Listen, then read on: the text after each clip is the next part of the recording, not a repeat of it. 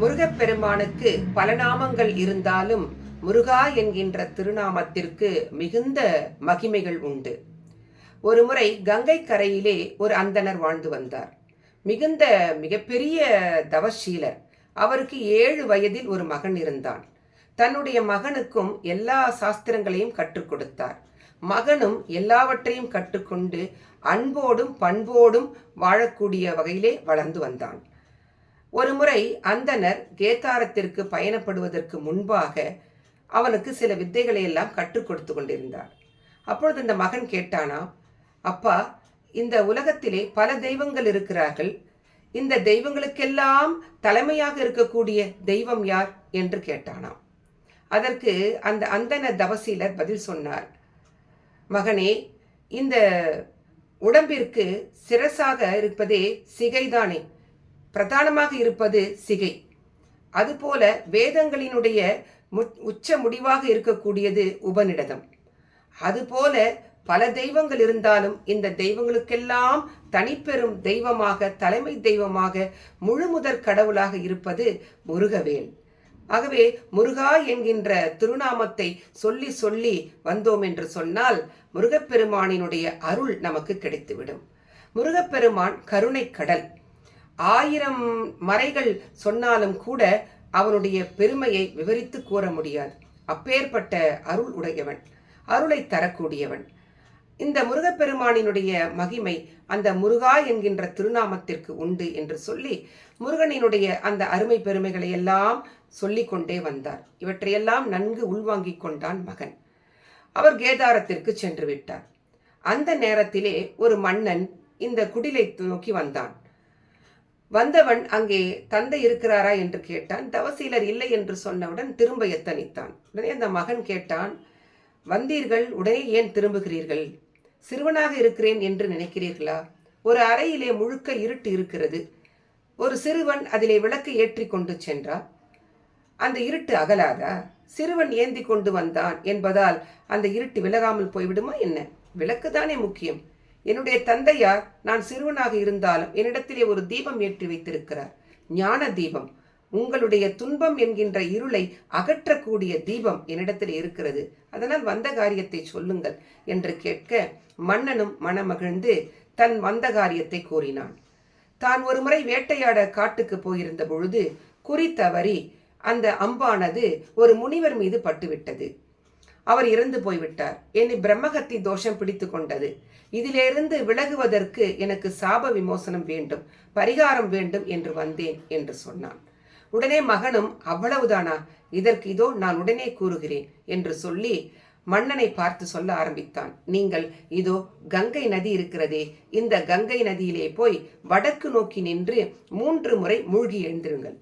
ஒவ்வொரு முறை மூழ்கி எழுந்து கொள்ளும் பொழுதும் முருகா என்று கூறி அந்த மனதால் நினைத்து வழிபட்டு வாருங்கள். 3 முறை முடிந்தவுடன் உங்களுடைய பிரம்மஹத்தி தோஷம் போய்விடும் என்று சொல்ல மன்னனும் அவ்வாறே மூழ்கி எழுந்தான்.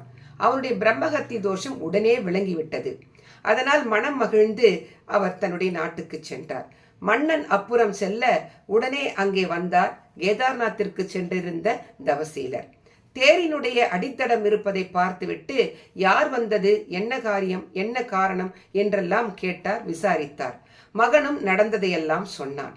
சொன்னவுடன் இவருக்கு மிகுந்த கடும் கோபம் உண்டாகிவிட்டதாம். என்ன, நான் நன்மைதானே செய்தேன், மன்னனும் பிரம்மஹத்தி தோஷம் விலகி மகிழ்ச்சியாக சென்றானே என்று மகன் கேட்க அதற்கு முனிவர் சொன்னார், மூடனே, முழு மூடனாக இருக்கிறாயே, நீ என் மகனா? ஞானதீபம் ஏற்றி வைத்து சென்ற மகனாகவா நீ இருக்கிறாய்? என்ன என்ன என்று கேட்கிறான் மகன். முருகா என்று ஒரு முறை சொன்னாலே 1000 பிரம்மஹத்தி தோஷங்கள் விலகிவிடுமே.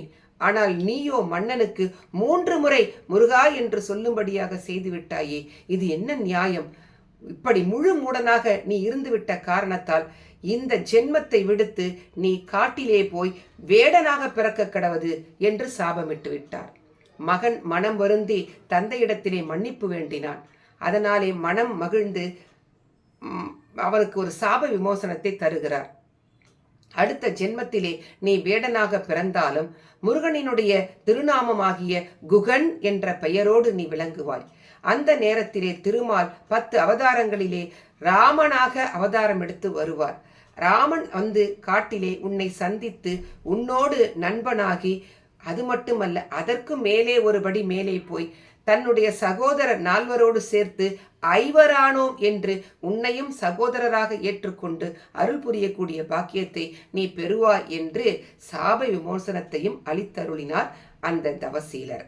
இப்படியாக அந்த மகன்தான் அடுத்த ஜென்மத்திலே குகனாக சிருங்கிபேரம் என்கின்ற வனத்திலே வந்து ராஜாவாக குகன் என்கின்ற திருநாமத்தோடு எழுந்தருளினான். ராமபிரானும் வந்தான், 5வரானோம் என்று உறவு கொண்டாடினான். இந்த பாக்கியம் எதனாலே கிடைத்தது என்று சொன்னால், முருகா முருகா முருகா என்று மனமுருகி துதித்தார் இல்லையா, அதற்காக கிடைத்த பாக்கியம் பேரு. இதனால்தான் கந்தர் அனுபூதியிலே அருணகிரிநாதர் சொல்லுகிறார், எத்தனையோ நாமங்கள் இருக்க அவனை எப்படி வழிபட வேண்டும் என்று சொல்லுகிறார். முருகா குமரா குகன் என்று மொழிந்து உருகும் செயல் தந்து உணர்வென்று அருள்வாய் என்று போற்றுகிறார். இதிலே கூட அவர் முதலிலே வைக்கின்ற நாமம் முருகா என்கின்ற நாமம் தானே.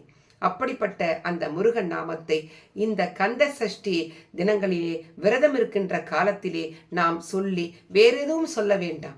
முருகா முருகா முருகா என்று மொழிந்தாலே போதும், அவனுடைய திருநாமம் நம்மை காப்பாற்றும், நாம் வேண்டி நிற்கின்ற வரங்களையெல்லாம் நமக்கு அருளி செய்யும்.